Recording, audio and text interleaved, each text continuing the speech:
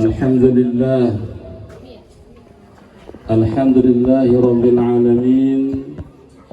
Wassalatu wassalamu ala ashrafil anbiya'i wal mursalin Sayyidina wa habibina wa syafi'ina wa maulana Muhammad sallallahu alaihi wasallam wa ala alihi wa sahbihi ajma'in, amma ba'du. فقال الله تعالى في كتابه الكريم وهو أصدق القائلين أعوذ بالله من الشيطان الرجيم بسم الله الرحمن الرحيم لقد كان لكم في رسول الله أسوة حسنة وقال أيضا في آية أخرى وإنك لعلى خلق عظيم وقال رسول الله صلى الله عليه وسلم إنما بعثت لأتمم مكارم الأخلاق أي كما قال رسول الله صلى الله عليه وسلم. Hadratul Mukarramin, para alim ulama, para asatidzah wal ustazat, para hujjaj, wabil khusus Bapak Ustadz Paimin yang kami hormati, Ketua Yayasan Pesantren Al-Ansar Bapak Haji Suyatno Matallah Bituli Hayati. Tak lupa juga para jajaran desa, perangkat desa, baik lurah, kadus, RW, RT, tokoh-tokoh masyarakat semuanya yang tidak bisa kami sebutkan satu persatu namanya tanpa mengurangi hormat dan takzim kami, para majelis guru pesantren Al-Ansar, santriawan, santriawati, bapak-bapak, ibu-ibu yang insya Allah semuanya diberkahi oleh Allah Subhanahu wa Ta'ala. Alhamdulillah, pada pagi menjelang siang hari ini kita bisa hadir dalam sebuah acara, yaitu peringatan Maulid. Maulid apa Maulud, Pak? Maulid apa Maulud? Nyontek. Boleh Maulid, boleh Maulud. Kalau Maulid itu kedudukannya masdar, artinya kelahiran. Kalau Maulud artinya yang dilahirkan, isim maf'ul dari kata walada yalidu. Kalau Maulid kita memperingati kelahirannya Nabi, kalau Maulud kita memperingati yang dilahirkannya, yaitu Rasulullah Sallallahu Alaihi Wasallam. Boleh Maulid, boleh Maulud. Yang tidak boleh mulut, dahar, makan doang. No, semangat kalau dibagi makanan ini ngantuknya ya. Ini mulut apa mulut? Lagi pada mulut sekarang, di tengah-tengah Maulid Maulud ada mulut. Alhamdulillah, barokah insyaallah. Alhamdulillah kita hadir di sini diberikan nikmat oleh Allah Subhanahu wa Ta'ala, nikmat sehat, katanya kata Pak Kadus tadi ya, nikmat sehat, nikmat sempat, nikmat apalagi baru selamat. Iya, alhamdulillah. Semoga dengan syukur kita kepada Allah Subhanahu wa Ta'ala, Allah tambah lagi nikmat kita, amin ya Rabbal Alamin. Salawat dan salam tak lupa kita sampaikan ke hadirat Nabi kita Nabi Muhammad Sallallahu Alaihi Wasallam, para keluarganya, para sahabat-sahabatnya, para pelanjut dakwahnya, umatnya yang mengikuti ajarannya ila yaumil qiyamah. Bu, Pak, kita datang ke sini, kenapa datang ke peringatan Maulid? Kenapa, Pak? Apa ada makanan? Apa ada undangan? Kita datang ke sini niatkan Bapak Ibu sekalian karena cinta kepada Rasulullah Sallallahu Alaihi Wasallam.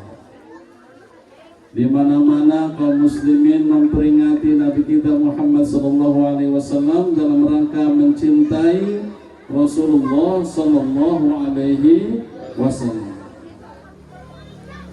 Kalau Rasulullah Bapak Ibu sekalian itu sudah bisa dipastikan cinta kepada kita. Selama hidupnya beliau pikirannya hanya umatnya, kitanya. Sampai-sampai Rasulullah SAW mau meninggal dunia saja, itu ucapan yang terkeluar dari mulutnya, ummati, ummati, ummati. Oh umatku, oh umatku, oh umatku. Jadi yang dipikirkan oleh Nabi adalah hanya kita umatnya. Berjuang selama hidupnya Nabi, yang dipikirkan bagaimana ini umatnya selamat. Beda Pak dengan Raja Ferdinand, beda dengan Napoleon Bonaparte Pak, pemimpin Prancis. Ketika meninggalnya, yang dikenang atau yang dipanggil adalah istrinya, Isabella, Isabella. Tapi Nabi bukan Aisyah yang disebut, bukan Khadijah yang disebut. Yang disebut adalah ummati, ummati, ummati. Saking cintanya Nabi kepada kita semua. Alhamdulillah. Cuman kita bertanya, kalau Nabi cinta kepada kita, kira-kira kita cinta enggak kepada Nabi? Cinta Pak? Kapan kenalannya? Kenalan belum, udah cinta, subhanallah, alhamdulillah. Ini kata anak muda Pak, orang yang mencintai orang lain biasanya selalu kepikiran terus. Benar? Selalu ingat terus, selalu nyebut terus.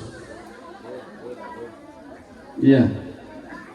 Maka kalau kita mencintai Rasulullah SAW, maka hendaknya juga kita harus ingat selalu, nyebut selalu, bukan but-butan Pak, ya. Nyebutnya itu dengan banyak baca salawat. Udah belum baca salawat ini? Udah belum? Udah. Alhamdulillah, tadi Pak Imin, Ustadz Pak Imin sudah memimpin kita baca maulid di awal acara. Yang sudah hadir, yang belum baca. Alhamdulillah. Kenapa kita perlu salawat kepada Nabi Sallallahu Alaihi Wasallam? Karena Nabi Sallallahu Alaihi Wasallam bersabda, "Man shalla alayya salatan wahidatan sallallahu alaihi wasallam." Siapa yang baca salawatku kepadaku sekali, maka Allah akan berikan kepadanya 10 kali rahmat salawat kepada kita semua. Amin. Ya Rabbal Alamin. Maka tidak bisa main-main salawat ini Pak. Sampai-sampai nih Pak, ya, Allah Subhanahu wa Ta'ala menyuruh kepada kaum muslimin untuk bersalawat. Itu Allah memberikan contoh dulu. Kalau nyuruh kita sholat, Allah nggak sholat. Buat siapa Allah sholat? Kita yang sholat untuk Allah. Kalau Allah nyuruh kita zakat, wa atu zakat, Allah tidak zakat. Allah lebih memberikan rezeki kepada kita semua, ini alam untuk kita semuanya. Tetapi pada saat Allah Subhanahu wa Ta'ala memerintahkan kepada kita salawat, Allah Subhanahu wa Ta'ala beri contoh bahwa dirinya itu bersalawat kepada Nabi, baru kemudian kita disuruh bersalawat kepada Nabi. Allah Subhanahu wa Ta'ala berfirman, Innallaha wa malaikatahu yusalluna 'alan nabi ya ayyuhalladzina amanu sallu 'alaihi wa sallimu taslima. Sesungguhnya Allah dan malaikatnya itu bersalawat kepada Nabi, baru nyuruh kita ya ayyuhalladzina amanu sallu 'alaihi wa sallimu taslima. Hai orang-orang beriman, hendaklah kalian juga bersalawat dan bertaslim kepada Nabi kita Muhammad sallallahu alaihi wasallam. Maka Bu, jangan lupa kita bersalawat kepada Nabi kita Muhammad sallallahu alaihi wasallam. Itu tanda cinta kita kepada Nabi kita Muhammad sallallahu alaihi wasallam. Ada sebuah kisah Bu, Pak. Ada jamaah haji berangkat haji lewat darat bersama kafilah. Di antara jamaah haji itu ada 2 jamaah, si bapak dan si anak muda berangkat. Ketika di tengah jalan meninggal dunia ayahnya. Lewat satu kampung istirahat, bapaknya meninggal dunia. Begitu selesai urusannya, dikubur kembali, kafilah ini berangkat lagi melanjutkan perjalanan ke Mekah Al-Mukarramah. Saat di Mekah, si anak muda ini bacaan tawafnya selalu sholawat. Tawaf yang pertama sholawat, kedua sholawat, ketiga sholawat, sampai 7 sholawat. Nanti sa'i juga sholawat, nanti di Arafah wukuf juga sholawat, nanti di Muzdalifah mabit juga sholawat, nanti di Mina juga sholawat. Sedangkan teman-temannya bacaannya bacaan yang berbeda-beda. Tawaf pertama, kedua dan lain sebagainya, bacaannya punya bacaan-bacaan khusus. Memang ibadah haji itu tidak harus bacaan-bacaan tertentu. Yang penting fisik kita pada haji, ketika tawaf kita keliling badan kita, ketika sa'i kita jalan, ketika wukuf kita ada di Arafah, nggak boleh tempat lain. Kalau sakit bawa ambulan, masuk ambulan boleh. Bacaannya bebas, sah. Maka dia baca sholawat terus. Cuman jamaah haji lainnya heran, kenapa kamu kok baca sholawat terus? Akhirnya dia jawab, kamu tahu kan waktu aku berangkat bersama ayahku? Iya. Ayahku meninggalkan di tengah jalan. Iya. Memang kenapa kaitannya dengan kamu membaca sholawat? Begini ceritanya, begitu dia meninggal ditutup wajahnya, saya sedikit-sedikit melihat kasihan ayah saya. Ternyata saya kaget, muka ayah saya berubah seperti keledai. Tahu keledai deh? Kayak kuda, tapi lebih kecil keledai itu. Berubah kayak keledai, maka saya menangis pada saat itu, kata beliau. Saya menangis sejadi-jadinya, kenapa ayah saya pergi haji sampai seperti ini, padahal mau melaksanakan ibadah yang suci. Akhirnya beliau kemudian menangis sampai capek, sungguhkan nangisnya sampai dia kemudian ketiduran. Begitu ketiduran, dia tidur mimpi bertemu dengan seseorang, si bapak. Bapak itu datang dalam mimpi itu. Dek, kamu kenapa dek nangis begini? Bagaimana enggak nangis Pak? Ayah saya meninggal dunia, kepalanya berubah seperti keledai. Mana ayahmu itu? Lagi ditutup dengan kain. Ini dalam mimpi. Kebawa yang bukan mimpi, kebawa mimpi. Lalu dibuka oleh orang itu. Lalu diusap mukanya, berubah seperti biasa lagi. Si pemuda dalam mimpi ini bertanya kepada si bapak, Bapak ini siapa? Kok ayah saya mukanya seperti itu, sekarang sudah baik dipegang oleh bapak? Bapak siapa? Bapak itu berkata, saya Muhammad Rasulullah Sallallahu Alaihi Wasallam. Saya adalah Nabi Muhammad Sallallahu Alaihi Wasallam. Pak, Bu, kalau orang mimpi ketemu Nabi, dipastikan dia bertemu dengan Nabi sebenarnya. Karena setan pun nggak bisa nyerupain Nabi Muhammad Sallallahu Alaihi Wasallam, hatta dalam mimpi sekalipun. Saya mau tanya, bapak-bapak udah pernah mimpi ketemu Nabi? Ibu-ibu udah? Belum. Kalau diuber-uber anjing udah mimpi. Sama Muhammad doang. Ketahuan kalau mau tidur tidak berwudu dulu. Ada yang mau tidur wudu dulu? Ada? Alhamdulillah. Wudu, Pak. Ya. Insya Allah roh kita dalam kitab Minhajul Qasidin disebutkan orang-orang yang mau tidur wudu dulu, dia rohnya dikumpulkan bersama orang-orang soleh di bawah arusnya sehingga sananya Allah Subhanahu wa Ta'ala. Kalau kita tidak wudu dulu, maka roh kita lari-lari kemana-mana, nggak tahu tempatnya gentayangan. Karena sebenarnya orang tidur itu sebenarnya adalah dia sedang mati, cuman dikembalikan lagi nyawanya pada pagi hari. Maka bisa jadi kita ketemu dengan roh-roh yang sudah mati melalui mimpi. Ketemu roh ayah kita yang sudah meninggal, ketemu roh Nabi kita Muhammad Sallallahu Alaihi Wasallam. Kita akan ketemu. Makanya kalau kita tidur, doanya gimana Bapak Ibu?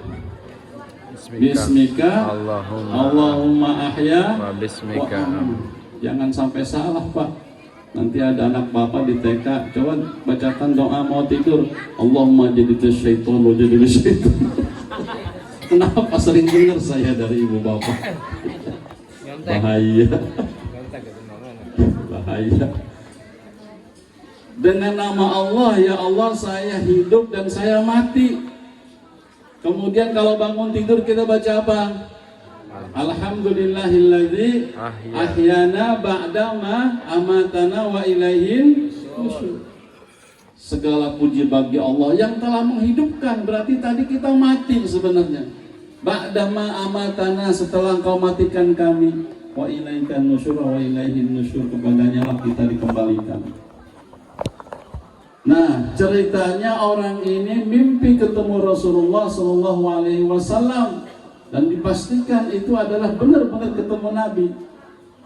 Lalu kata Nabi dalam mimpi itu, nak, ayah kamu begini ini karena sering ngedahuluin imam bangun dari sujud atau gerakan sholat.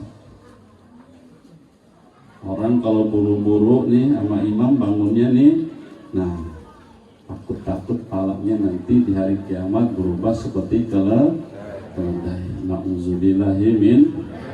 Kalau sekarang sih enggak, biasanya ramenya bulan Ramadan. Imam baru belum udah amin, enggak belum udah amin biasanya, benar.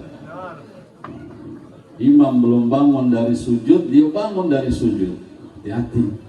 Dalam sholat berjamaah itu harus mutabaah. Sempurna imam bangun, baru kita bangun. Jangan balapan sama imam. Sama imam kok balapan. Nah seperti itu nak, kata Nabi Sallallahu Alaihi Wasallam. Cuma nak, ada kebiasaan baik dari ayahmu ini. Setiap malam dia mau tidur tidak lupa baca salawat kepadaku. Sehingga ketika dia meninggal kepalanya seperti itu, aku minta izin kepada Allah, ya Allah izinkan aku memberikan syafaat kepada seorang bapak yang kepalanya seperti ini. Aku diizinkan. Nah sekarang wajah ayahmu sudah seperti biasa. Bangun dia dari tidurnya, wah ternyata cuma mimpi. Tapi buru-buru dia buka jenazah ayahnya, dilihat mukanya sudah kembali normal, bahkan lebih bercahaya dari sebelumnya. Ini manfaat daripada sholawat kepada Rasulullah Sallallahu Alaihi Wasallam. Yuk kita baca yuk. Ya Nabi salam alaika, ya Rasul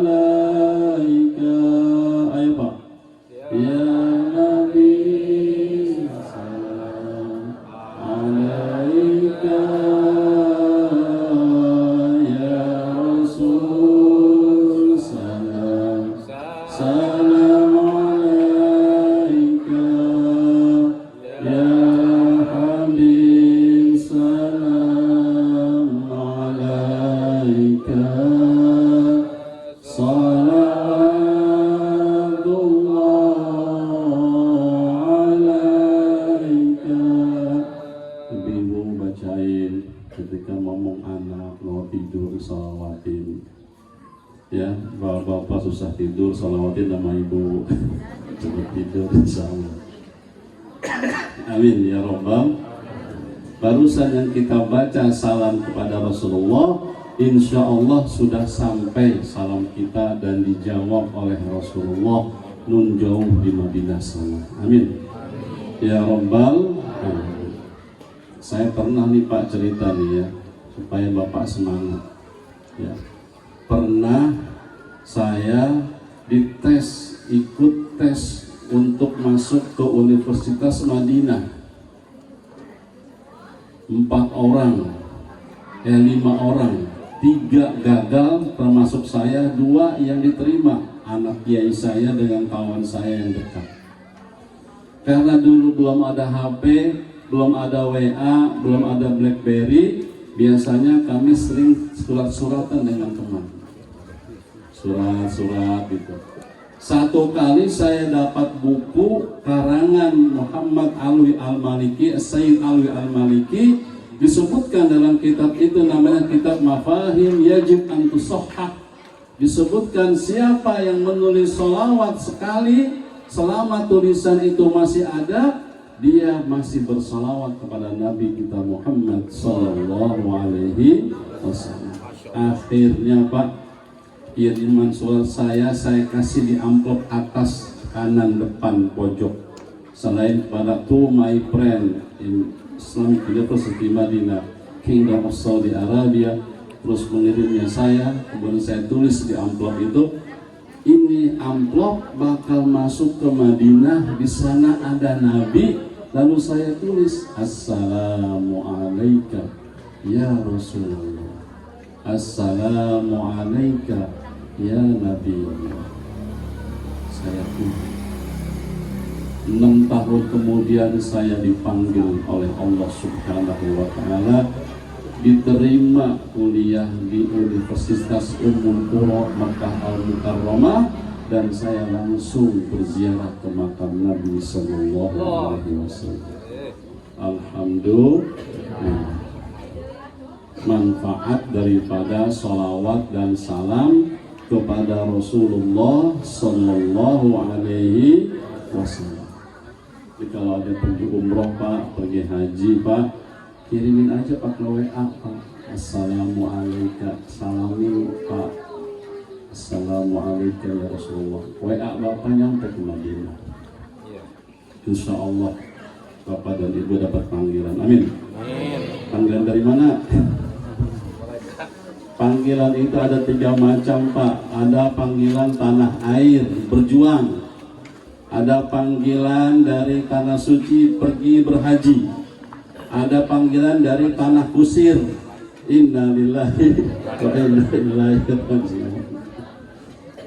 Kita panggilannya insya Allah panggilan dari tanah suci. Amin ya Rabbal alamin. Jadi syarat yang pertama agar kita mencintai dan dicintai oleh Rasulullah Sallallahu Alaihi Wasallam yaitu memperbanyak baca salawat. Nah, kata Nabi Pak, kalau disebutkan namaku Muhammad atau An-Nabi atau Ar-Rasul, enggak baca salawat, itu adalah sepelit-pelitnya orang dari umatku. Na'udzubillahi min. Ada azan Pak, asyhadu an la ilaha illallah, asyhadu anna Muhammad Rasulullah.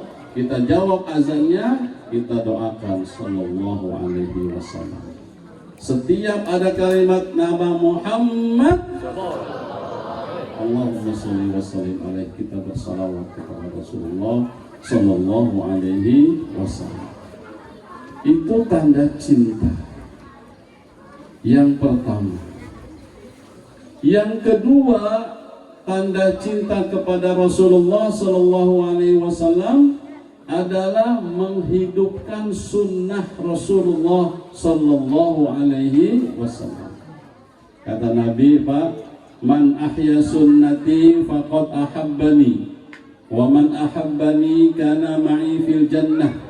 Siapa yang menghidupkan sunnahku, dia berarti mencintaiku, dan siapa yang mencintaiku, dia berarti akan bersamaku di surga. Amin ya Rabbal alamin. Sunnah Rasulullah banyak Pak, banyak. ada sholat duha, ada sholat tahajud, ada sholat hajat, ada puasa Senin Kemis, ada puasa Arafah, ada puasa Asyura, banyak. Ada satu sunnah yang Nabi hampir-hampir tidak meninggalkan, maka ulama menyebutnya sebagai sunnah muakkadah. Wabil khusus bagi laki-laki, apa itu? Sholat berjamaah 5 waktu. Ini kalau dilaksanakan seluruh orang Indonesia, umat Islamnya saja, subhanallah, dahsyat. Kampung akan aman. Aman dari kejahatan, insya Allah aman dari bencana.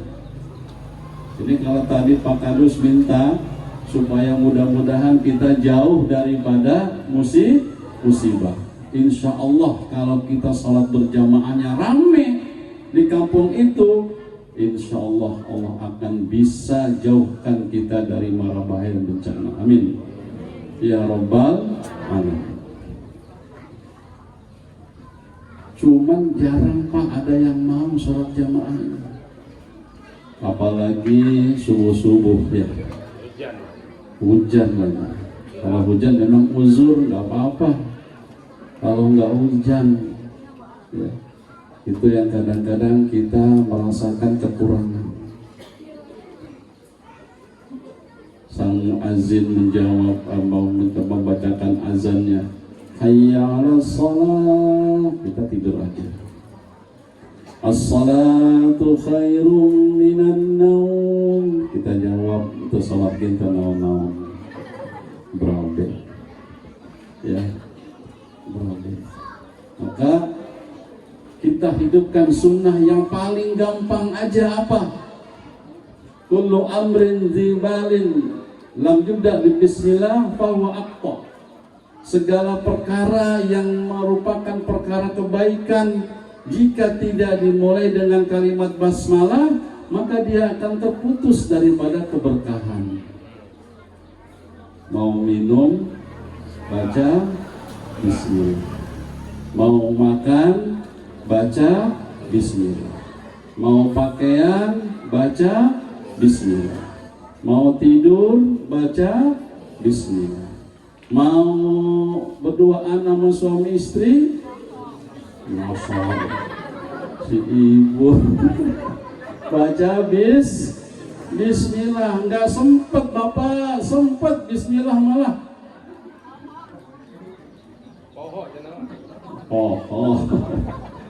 Jadi kalau kita makan, minum, nggak baca bismillah, itu dibantu oleh syaitan. Maka ada Pak konferensi setan-setan. Begitu kumpul, lalu setelah konferensi ada setan gemuk, katanya ada setan kurus yang ngobrol.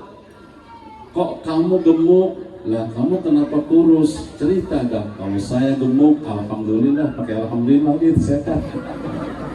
Alhamdulillah saya mah disuruh oleh iblis, pimpinannya setan, suruh ngebedain orang-orang yang kafir dan orang-orang muslim yang lupa. Makanya saya gemuk. Kalau dia makan tidak baca bismillah, saya ikut nyicipin makannya. Kalau dia minum, saya ikut minum. Dia ngerokok, saya ikut ngerokok. Karena nggak baca bismillah. Pantesan kamu gemuk begitu. Kata yang kurus, saya mah katanya disuruh menggoda orang-orang mukmin yang taat. Bagaimana tidak? Dia makan baca bismillah, saya cuma gigit jari.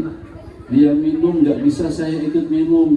Dia tidur nggak baca bismillah, saya tidur di emperan, kurus keanginan, masuk angin kok dikerok tuh merah tuh. Pas dia bergaul dengan suami istri, dia baca bismillah, saya cuma bisa gigit jari, nggak bisa ngapa-ngapain. Ini doang. Makanya mah nauzubillah min zalik, jangan-jangan anak keturunan kita nauzubillah kalau nakal bandel susah dibilang, jangan-jangan ada andil setan pada saat kita bergaul. Wal iyazu billah. Satu ini aja kalau kita laksanakan sunnah Nabi, Masya Allah, seluruh perkara kita akan diberkahi Allah. Bapak pergi ke sawah, baca bismillah. Pergi ke kebun nyangkul, baca bismillah. Pergi ke kantor, baca bismillah. Pergi ke tempat kerja, baca bismillah. Maka insya Allah semua yang kita lakukan itu mengandung ibadah dan dilindungi oleh Allah Subhanahu wa ta'ala. Makanya nggak ada Pak ajaran yang paling sempurna kecuali ajaran agama Islam. Coba ajaran agama lain ada nggak? Tata cara masuk ke WC, tanyain nama agama lain, apa bacaan doanya, bagaimana cara melangkahnya, kaki kanan dulu apa kaki kiri dulu.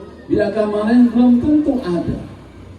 Kita masuk ke WC ada bacanya, keluar WC ada bacanya, kaki yang melangkah, yang kiri masuk, yang keluar kanan dulu. Subhanallah.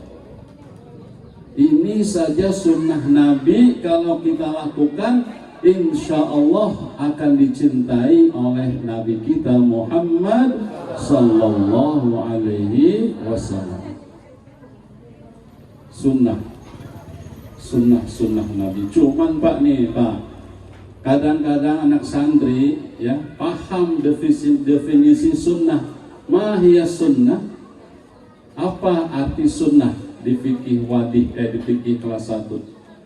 Jika dikerjakan mendapat pahala, jika tidak dikerjakan mendapatkan dosa. Definisinya, pengertiannya benar, tapi penyikapannya yang sering salah.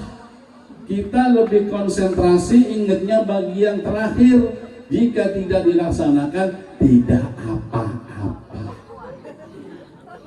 Ayo sholat ba'diyah, sunnah ini tak apa-apa. Tahajud, ngantuk. Ayo sunnah ini tak apa-apa. Betul Bu? Betul Pak? Rugi. Karena tinggal di dunia ini adalah ad-dunya mazra'atul akhirah. Dunia ini adalah ladangnya, tempat nanamnya untuk akhirat. Bukan kita dapat dunia saja, kita dapatkan nanti petiknya, manennya di akhirat. Maka sedikit-sedikit kita tabung, lakukan kesunahan dengan Rasulullah Sallallahu Alaihi Wasallam. Salat qobliyahnya, salat ba'diyahnya, baca bismillahnya, bacaan wirid lainnya. Itu menambung pahala-pahala kita yang nanti insya Allah pahala itu dicelengin oleh Allah, akan dipecah pada saatnya yang tepat menurut Allah, baik dunia maupun akhirat. Kalau Pak Haji Suyatno saya lihat ini sering nabung akhirat beliau, maka dipecahin celengannya, pahalanya belum lagi di akhirat, di dunia sudah dibuka pecahan celengannya, uangnya nggak habis-habis. Amin ya Rabbal alamin. Masya Allah. Wa ma taf'alu min khairin ya'lamullah. Sedikit pun kebaikan yang kamu lakukan Allah tahu, Allah simpen kapan dipecahnya, insya Allah. Makanya ini anak-anak santri, kemarin hari santri saya bilang santri itu ada 5 huruf. Sin, nun, ta, ro, ya. Sin artinya sabiqul khairat, terdepan dalam kebaikan. Nun, naibul ulama, artinya wakil dari para ulama. Taknya artinya tarikul maksiyah, harus meninggalkan maksiat. Roknya adalah ridha Allah, nyari ilmu niatnya ridha Allah. Yang terakhir ya namanya yakin, santri harus yakin masa depannya cerah. Amin. Ya Rabbal alamin. Kenapa? Coba bayangin Pak, anak-anak tadi kecil-kecil begitu, ada yang sudah baru balik, ada yang belum balik, sudah sholat 5 waktu, malam Jumat tahlilan, berzanjian, sholawatan, setiap habis maghrib, habis subuh dia ngaji. Subhanallah. Kebaikan yang dia tabung selama hidupnya masih kecil sudah nabung kebaikan-kebaikan, insya Allah masa depan kamu akan cemerlang. kapan dipecahnya Allah yang Maha tahu. Saya juga dulu kayak mereka Pak tuh, joget-joget gitu, paski beraka naikin bendera, ya kan ikutin, sholat segala macam ikut. Subhanallah, Allah buka celengan, subhanallah, Allah berikan limpahan yang besar-besar. Alhamdulillah. Kalau nggak ada corona nih Pak, saya nggak berhenti haji Pak Haji ya. Dari tahun 95 sampai sekarang nggak pernah perek ibadah haji setiap tahun, kecuali corona 2 tahun sama 4 tahun saya perek. Tuh, berapa kali nggak pernah ngitung saya tuh. Gratis, gratis karena pernah jadi santri. Tapi santrinya yang taat, yang rajin, jangan banyak tidur, banyak belajar, banyak ibadah, insya Allah. Ya Bu, Pak, coba Pak sekarang hitung aja Pak. Di sini bayarannya berapa tuh? 400? Hah? 200? 200 Pak, katakanlah 400. Makan 3 kali, menunya saya tadi nyobain enak banget. Masya Allah, pecah ikan segala macam itu, tempe tahu biasa lah ada ya. 3 kali makan di warteg aja, sekali makan sekarang paling murah 7.000, 10.000, bener? Hah? 10.000 juga cuma pakai sambal doang. 10.000 sama orek dikali 3 kali sehari makan 30.000 kali sebulan 30 hari sama dengan 900.000. Ini 400.000. Udah ngajinya dapat, belajar sekolah dapat, resmi dapat ijazah. Coba bayangin anak-anak Bapak sekolah SMP di luar jauh dari rumah ke sono, naik angkotnya aja berapa, naik ongkos motornya aja berapa, ngaji belum tentu ikut ngaji sorenya, betul? Betul. Di sini belum jajannya, pulsanya lagi. Di sini nggak boleh punya HP anak-anak ya, nggak boleh punya HP, nggak keganggu belajarnya. Jadi lebih murah, lebih menjanjikan masa depan. Biarin kamu sedih-sedih sekarang nggak pegang HP, tapi nanti kamu bahagia di sana. Kamu bahagia di masa dewasa nanti. Biarin kamu terpisah-pisah dengan orang tua kamu sekarang. Nangis-nangis, ada yang nangis. Ada yang nangis. Apalagi yang dari Tangerang kali. Ada mana yang dari Tangerang tadi jauh. Subhanallah, dari Tangerang ke sini Pak. Masya Allah. Sedih dia berpisah dengan orang tuanya, tapi insya Allah masa depannya akan ceria. Amin. Ya Rabbal Alamin.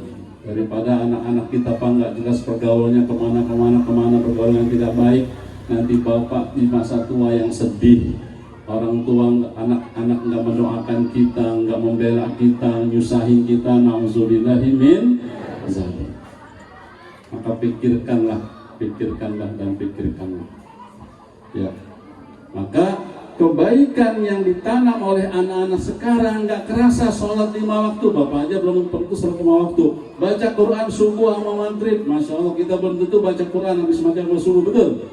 Anak kita baca Quran, itu adalah kebaikan yang dia tanam. Nanti hasilnya Allah yang tahu mau buka kapan, di usia berapa dia buka, atau di punya anak berapa dia buka.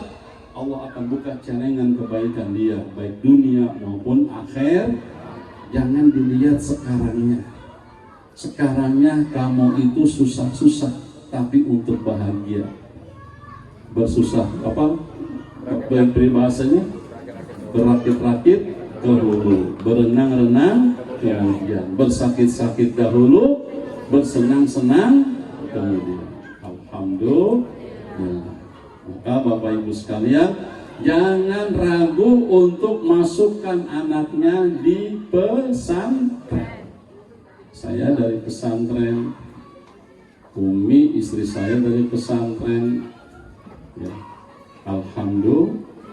Jadi anak pesantren sekarang sudah nggak kalah lagi Pak. Wakil presiden aja sekarang orang orang pesantren. Terlepas daripada penilaian ibu dan bapak, yang jelas sudah jadi wakil presiden. Alhamdulillah. Jadi yang kedua yang kita lakukan adalah hidupkan sunnah Rasulullah Sallallahu Alaihi Wasallam. Yang ketiga, Pak, ini dengan pesantren sama juga. Kenalkan Nabi kepada anak-anak kita. Wariskan. Ada peribahasa, tak kenal maka tak sayang. Bener, Pak? Bapak dulu sayang sama istri, kenal nggak dulu? Kenal dulu, baru sayang. Ibu kenal sama bapak, kenal nggak waktu sayang? Kenal dulu, baru sayang. Kalau tidak kenal, maka sayangnya akan berkurang. Ibu kenal dengan Nabi? Nah, loh, ada diem wae ya. Bapak pada kenal sama Nabi? Kapan kenalannya? Bu, saya kasih kuis nih, Bu. Hadiah langsung.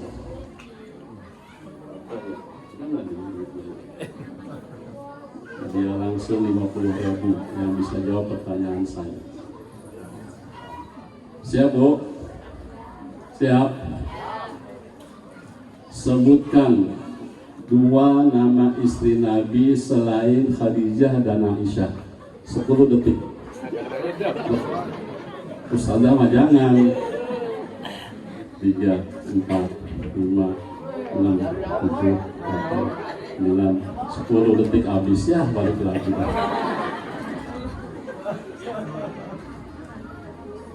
Taunya Khadijah sama Aisyah. Ada yang jawab dalam hati Fatimah, Ustaz, anaknya itu.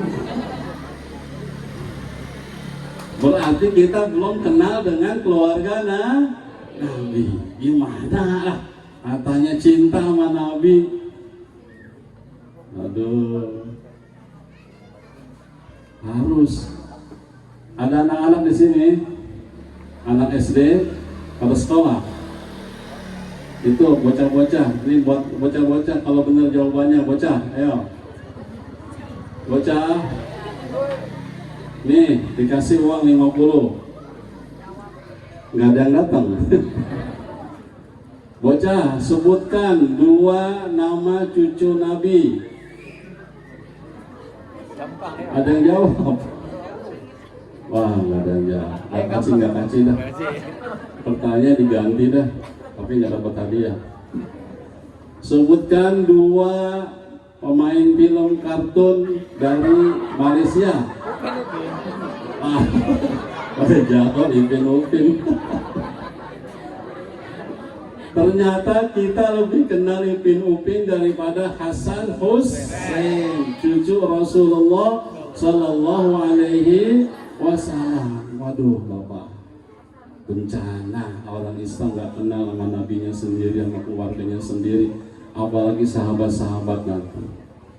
Anak-anak kita lebih kenal dengan Spider-Man, anak-anak kita lebih kenal dengan Ant-Man, yang baru Aquaman kenal. Semua tokoh-tokoh Avenger, Marvel, film Marvel kenal semuanya. Tetapi sahabat-sahabat Nabi, siapa Khalid bin Walid? Siapa Mus'ab bin Umair? Siapa Usamah bin Zaid? Baru dengar tuh. La haula wala quwwata illa billah. Kalau bapak ibu sekalian udah keburu nggak kenal, udahlah masukin anak ke pesantren supaya kenal, bener anak-anak. Biar pada kenal dengan sahabat-sahabat Nabi, ada sejarahnya. Siapa Khalid bin Walid? Pahlawan Islam, sahabat Rasulullah Sallallahu Alaihi Wasallam. Dia punya gelar namanya apa? Saifullah Al-Maslul, pedang Allah yang terkudus. Setiap peperangan yang dia pimpin kemanapun juga pasti menang. Tidak pernah kalah kalau peperangan dipimpin oleh Saifullah Al-Maslul, namanya Khalid bin Masya Allah, tabarakallah. Tahu Bu, udah Khalid bin Walid tahu sekarang. Si Khalid tahu. Khalid bin Walid, belum yang lain. Itu nanti dipelajari dalam pelajaran Sirah Nabawiyah atau sejarah insya Allah. Kenalkan. Orang-orang sekarang lebih kenal dengan tokoh politiknya, tapi lupa dengan tokoh-tokoh sahabat-sahabat Nabi. Anak-anak Nabi aja nggak tahu namanya sekarang kita.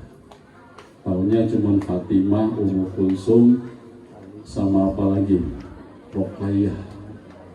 Yang lainnya Ibrahim kita nggak kenal, Abdullah kita nggak kenal, Qasim kita nggak kenal. Padahal Qasim itu adalah anak Nabi pertama sehingga Nabi disebut dengan Abul Qasim, dan tidak boleh ada lagi dari umat ini yang boleh punya nama kunyah Abul Qasim, hanya Rasulullah Sallallahu Alaihi Wasallam.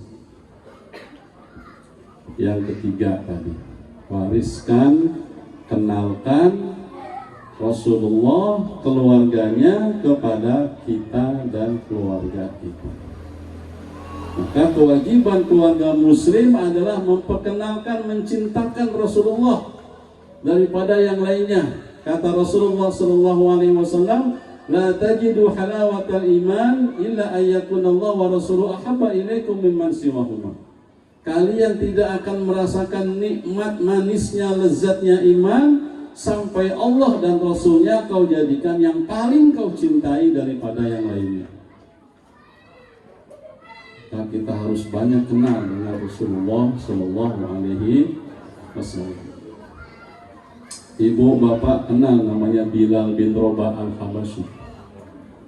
Kenal? Siapa dia? Muazzin Rasulullah Sallallahu Alaihi Wasallam. Orang yang hitam kelam dari Afrika, hamba sahaya, terangkat derajatnya menjadi seorang muslim, bagian dari pasukan kaum muslimin, dan dia menjadi muazzin Rasul, tukang azannya di zaman Rasulullah Sallallahu Alaihi Wasallam. Sekarang ini Pak, anak-anak TK, anak-anak SD kalau ditanya siapa sahabat yang tukang azan dan kulitnya hitam, pasti dikenal. Sampai sekarang dikenal namanya Bilal bin Rabah al-Habasyi.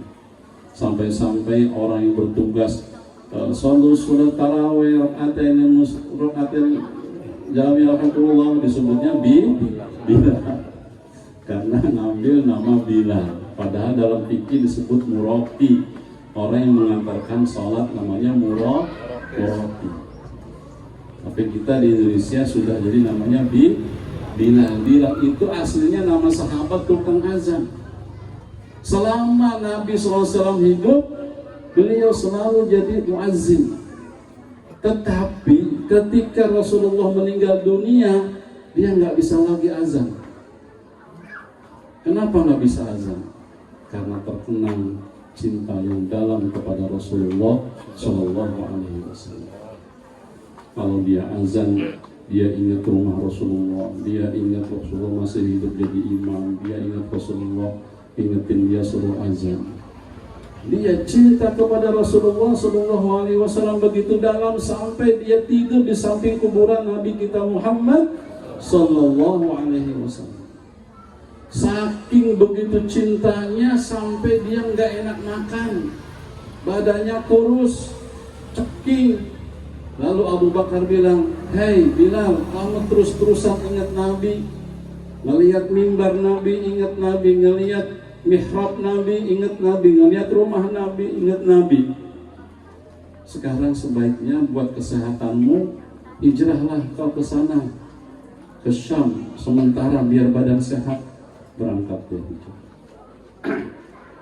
Tinggal di Syam berbulan-bulan lamanya, sudah mulai melupakan memori ingatan kepada Rasulullah Sallallahu Alaihi Wasallam, mulai enak makan, mulai sehat. Baru kemudian beliau suatu malam ketemu Nabi lagi dalam mimpi. Dalam mimpi itu Nabi mengatakan, "Hei Bilal, apakah kamu tidak rindu kepadaku? Kata Rasulullah. Bilal menangis. Begitu dia bangun, dia menangis terseduh-seduh, takut ditinggal oleh Rasulullah, takut nanti di surga nggak ketemu Rasulullah Sallallahu Alaihi Wasallam. Langsung dia bawa kudanya berangkat sampai tidak berhenti, ingin ketemu Rasulullah dalam kuburannya. Begitu masuk Madinah, semakin dia bergetar hatinya. Datang ke Madinah, masuk langsung ke kuburan Rasulullah, berziarah ke makam Rasulullah Sallallahu Alaihi Wasallam, menangis-nangis di sana, takut ditinggal oleh Rasulullah di surga nanti nggak ketemu. Tiba-tiba Abu Bakar datang menolong dia. Wahai Bilal, kenapa kau menangis begitu? Kata Bilal, wahai Abu Bakar, bagaimana saya tidak menangis? Saya ditanya oleh Rasulullah, ditegur, datang ke dalam mimpiku, apakah kamu sudah kering hatimu, tidak rindu lagi kepadaku? Saya takut, wahai Abu Bakar.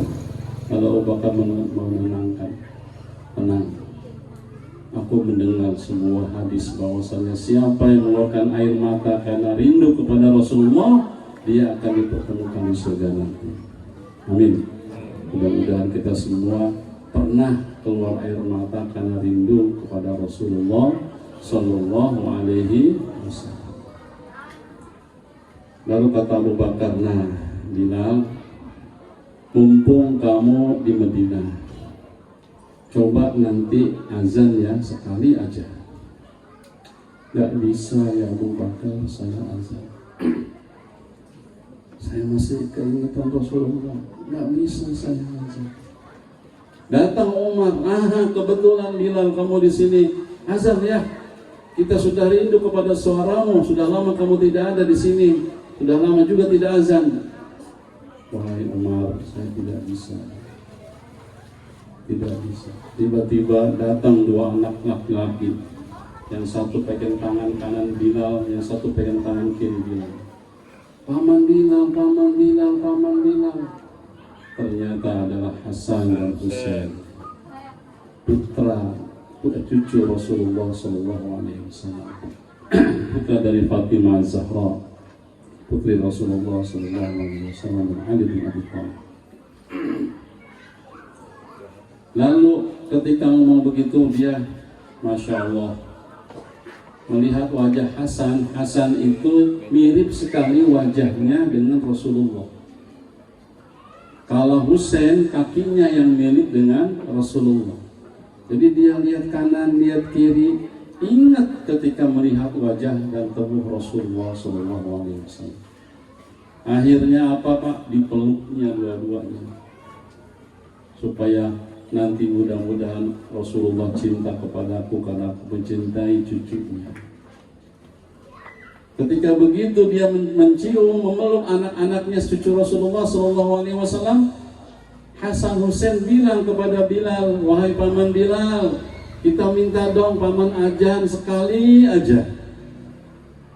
Minta azan. Abu Bakar, khalifah, ditolaknya. Umar bin Khattab, tokoh Muslim, sahabat Rasulullah, pemberani, ditolaknya. Tapi ketika dua cucunya itu minta dia azan, dia seakan-akan gak bisa menolak. Saya khawatir kalau saya nggak memenuhi permintaannya, nanti ditolak oleh kakeknya Rasulullah di surga nanti. Akhirnya dia mau azan. Begitu di Masjid Nabawi, Bilal bin Rabah al-Habasyi azan, baru satu lafaz Allahu Akbar, Allahu Akbar, jamaah di masjid pada nangis. Ya Allah, ini suara yang pernah saya dengar dulu, tapi dulu ada Rasulullah di tengah-tengah kita, sekarang nggak ada. Azan lagi, Allahu Akbar, Allahu Akbar. Yang di sawah berhenti, dia kerjanya ngedenger ayat kayak gitu. Yang lagi kerja ninggalin rumahnya juga, dia datang semua ke masjid. Ini suara kayaknya pernah aku dengar, tapi dulu pada zaman Nabi SAW masih ada, sekarang udah nggak ada. Keinget lagi. Bilal pun terbata-bata azannya, asyhadu an la ilaha illallah. Nangis semua orang-orang Madinah pada saat itu. Apalagi Pak, pada saat azan kedengar kata Muhammad, asyhadu anna Muhammad, nggak bisa terus. Bilal jatuh pingsan, sahabat juga ada yang jatuh pingsan mendengar kata Muhammad disebutkan di azan oleh suara yang dahulu pernah didengarnya, sekarang nggak ada lagi, lalu ada lagi tapi tanpa Nabi. Mereka kemudian ingat masa-masa indah bersama Rasulullah Sallallahu Alaihi Wasallam. Masya Allah, dikasihkan air. Alhamdulillah. Jazakallah khair. Man saqa musliman saqallahu yawmal qiyamah. Siapa yang ngasih minuman di dunia, Allah akan kasih minuman di akhirat. Amin. Ya Rabbal. Tahu aja udah batuk. Nah, saya ajar sekalian Pak, ya. Kalau minum itu, Bu, gini Bu. Baca bismillah, boleh pakai sedotan, boleh enggak? Alhamdulillah. Bismillah. 3 kali Pak, contoh ini. Alhamdulillah. Sunat 3 kali guys. 3 kali. Alhamdulillah. Kata Habib Umar bin Hafiz, kalau orang minum 3 kali, setiap minum baca bismillah, kemudian alhamdulillah, minum lagi bismillah, alhamdulillah, 3 kali, insya Allah yang diminum jadi obat. Amin. Ya Rabbal. Nah, kata siapa? Habib Umar bin Hafiz, waliullah di tanah Yaman, Harim Yaman. Ya, diamalkan Pak. Kalau minum jangan begini Pak, berdiri, pakai tangan kiri.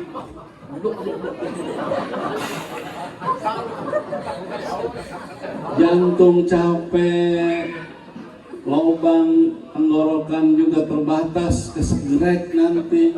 Udah gitu tangan kiri itu tangannya yang biasa dipakai oleh setan dalam minum, berdiri pula. Ya Pak ya. Nah kadang-kadang kan kita begitu Pak ya. Makan nih di restoran Pak, bukan di sini, di semua di Jakarta makan di restoran. Dia pegang apa Pak? Ini garpu, ini pisau, makan stick.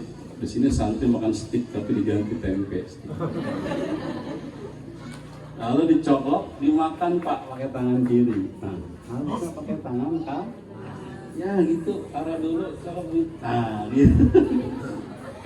Nah, sama Pak kalau minum aqua, tangan kanan buat buka botol, tutupnya. Lalu dia minum begini, blok. Itu mukhalifun bisunnah, bertentangan dengan sunnah Rasulullah Sallallahu Alaihi Wasallam. Pernah begitu? Sering. Hilangkan kebiasaan itu kalau cinta sama Rasulullah Sallallahu Alaihi Wasallam. Balik ke cerita Bilal, nangis semua Pak. Bilal pun pingsan, makanya Bilal nggak mau azan lagi setelah Nabi meninggal, maka disebut beliau muazin Rasul, bukan muazin Abu Bakar, bukan muazin Umar. Saking sayang dan cintanya ke dalam sumsum cinta beliau kepada Rasulullah Sallallahu Alaihi Wasallam. Jadi tadi wariskan apa-apa yang Allah oleh Rasulullah bawa, tanamkan rasa cinta kita kepada keluarga kita untuk Rasulullah Sallallahu Alaihi Wasallam. Kalau punya buku kalau punya duit beli buku Pak sejarah Nabi, taruh di ruang tamu, ya taruh. Biar anaknya ini apa sih dia buka, dia baca, dia iseng, dia lihat. Begitu ya, makanya kalau di Jakarta rumah saya tuh Pak, paling depan ruang tamu, buku-buku saya itu saya jadikan perpustakaan buat para santri belajar di sana. buka semua buku yang ada supaya dia senang membaca. Sekarang juga meningkat katanya Pak, daya baca kita meningkat, cuman baca WA meningkat banget memang. Coba literasi kita hidupkan lagi, ya, membaca buku-buku lagi, insyaallah tercerahkan. Yang terakhir Pak, yang keempat adalah kita orang yang cinta itu biasanya harus berkorban. Tak ada cinta tanpa pengorbanan. Bohong dan cinta gombal, kalau ngaku cinta tidak ada pengorbanan. Betul anak putri? Betul. Kalau tidak ada pengorbanan itu tidak ada cinta. Kalaupun dia bilang cinta, cintanya gombal.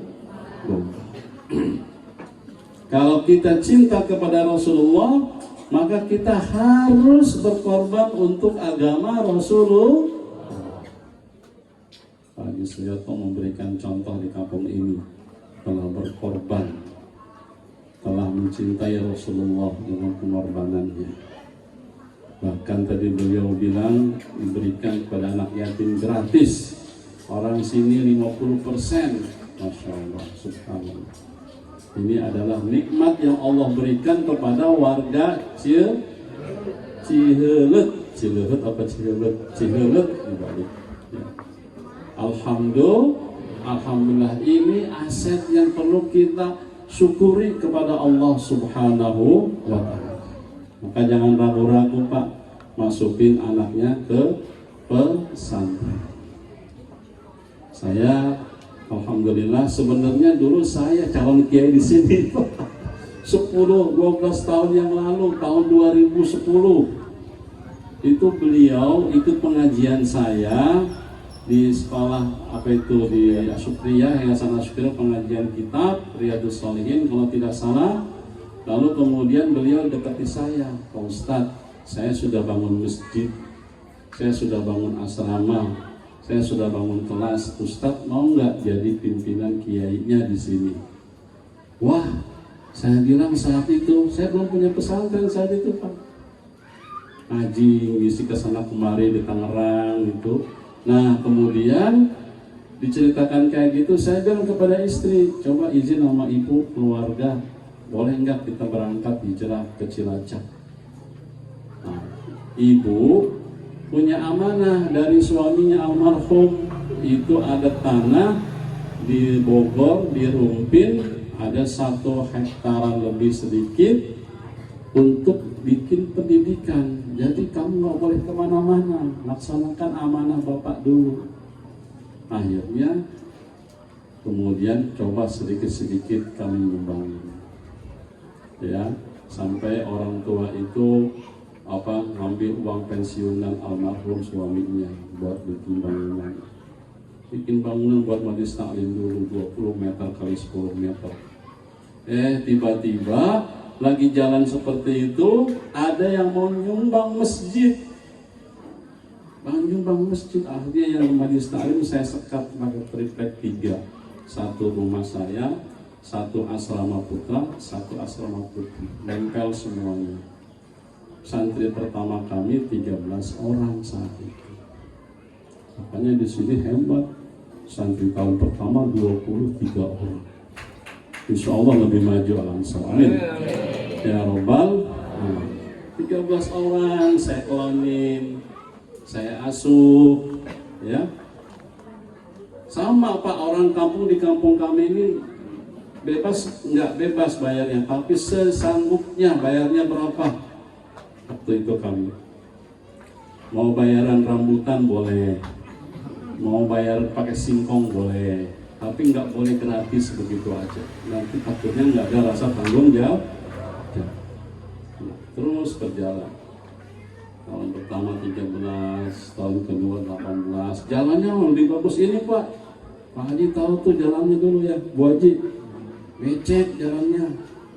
Kiai saya undang maulidan kayak begini, kata Pak Kiai saya, "Jam murid, saya nemuin jalan kayak ini tahun 70. Kok sekarang zaman milenial masih ada?" Itu jalan kayak sambal gado-gado Pak, tebel. Masya Allah. Sekarang udah alhamdulillah. Sekarang santri kami alhamdulillah ada sampai 940. Alhamdulillah, 12 tahun jalan 12 tahun. Dulu kalau jadi saya nongkrong di sini Pak, cuma nggak jadi. Nah, pada tahun 2018, nah, beliau baru datang lagi ke rumah saya. Pak Haji tolongin, sekarang saya siap, tapi saya bukan ke sini. Saya kirim alumni pesantren saya. Ini ada 4 ya. Ini yang pakai coklat ini Ustazah Aulia, ini yang merah Ustazah Ica Aulia juga. Ano yang lucu tuh Arya Pak. Kalau dengar kultum dia lucu itu Arya, orangnya gendut. Itu Arlan tadi megang foto.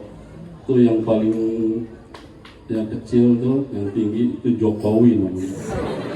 Presiden. Wajahnya kayak Jokowi, dia dipanggil sama temennya Jokowi, padahal namanya Helmi Faris.